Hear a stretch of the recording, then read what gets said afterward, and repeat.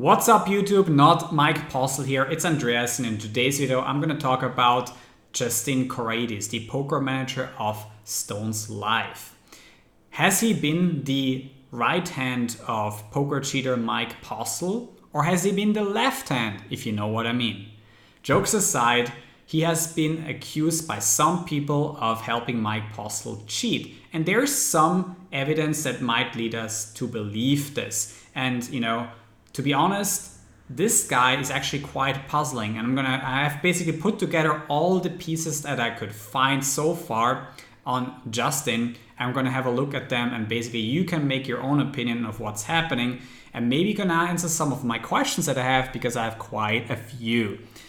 The first question that I have is, how authentic is he acting in this video here? This is an interview back from January when he was interviewing Mike Postle about some of the hands that he's played, but you judge yourself. $1,000 in and run it out, and then after the game gets going they can buy up to the max. But this particular game you only bought in for 3,500 if I'm not mistaken, and you cashed out like 24. That game I was in for 4,000. Okay, so in for 4,000 and no rebuys, which is rare. That's amazing. Usually I'm rebuying. A lot of times it's like, oh, he's got a lot of chips, but I've probably rebought 2 to 5 times, so I'm not always up as much as it appears.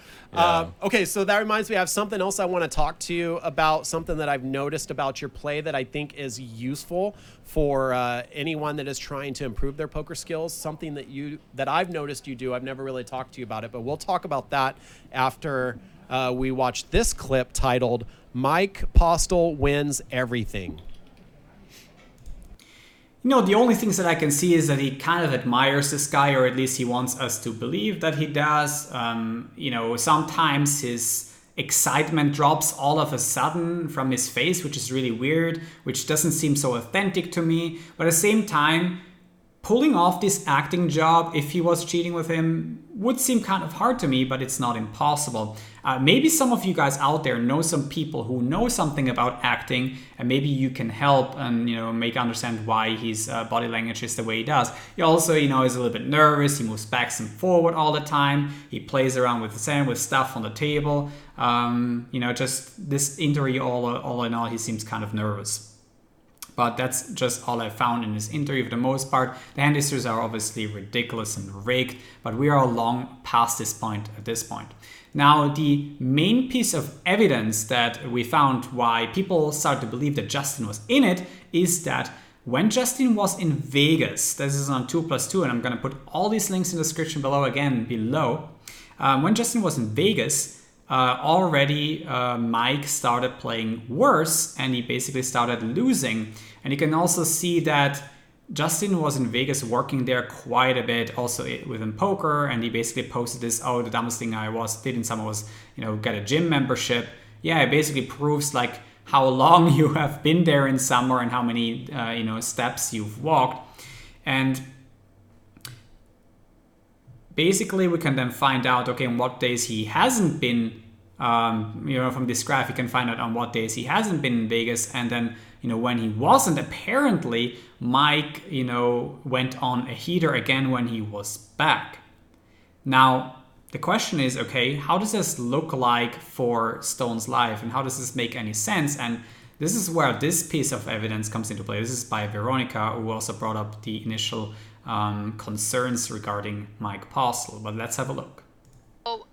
Many times when I was playing on Stones Live, or when I was doing commentary, Justin, the tournament director, and the gentleman running Stones Live would often be wearing a microphone on his lapel on his blazer, and he would be standing in the tournament director's booth, or that desk that was behind that promotional wall, for the entirety of the stream, only leaving on occasion to deal with a player wanting the tournament director or something.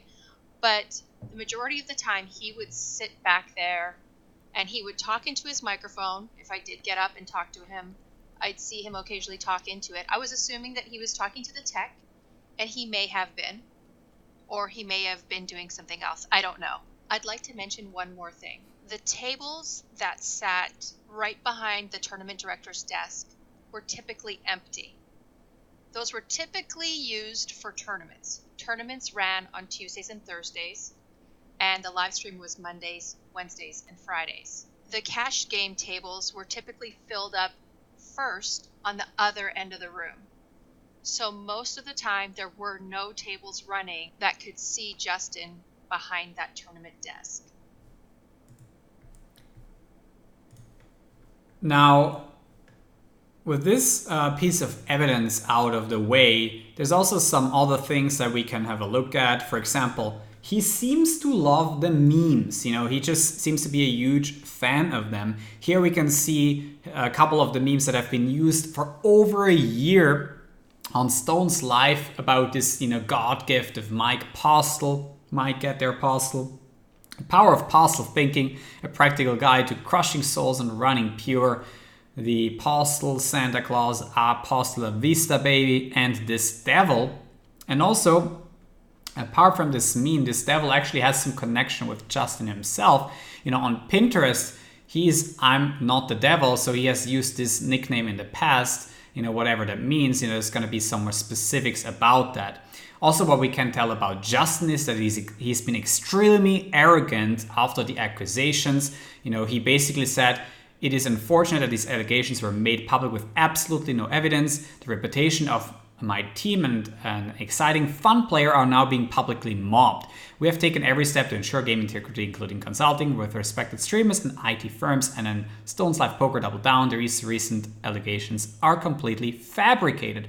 Is this really how you would react to some, you know, accusations right away, or would you actually have a look at it, you know, and basically be a little bit more open-minded if, you know, your game was, you know, suspected of, you know, or cheating was happening in that game? Or would you react in this arrogant fashion?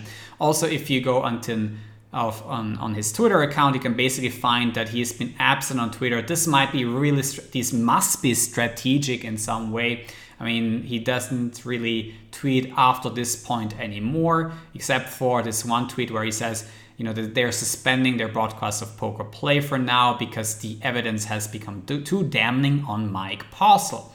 Now, there's some last thing that I found, you know, trying to find for this guy, and he basically popped up in here, and this is basically of Kevin Rax, you know, shortly before he died.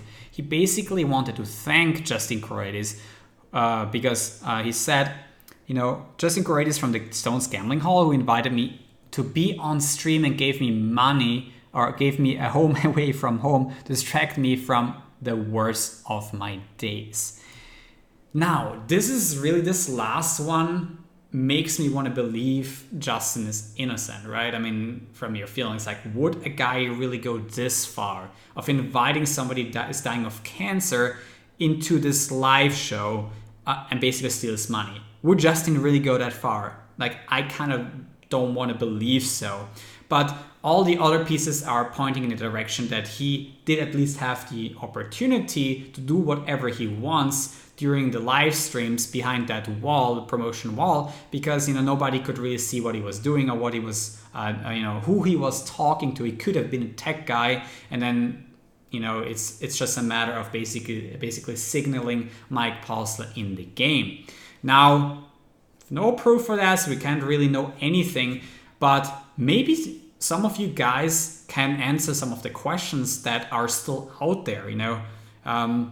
Maybe you can find out more about this Justin. Maybe we know more than just what I've presented here and I've missed something. Let me know in the comment section below. And if you've enjoyed this review of Justin Kuraitis, also make sure to hit the like button, subscribe to the channel, and hit the notification bell if you want to see more content from me in the future and not miss a video. Now, thanks guys for tuning in to this video, and I'm going to see you for the next one.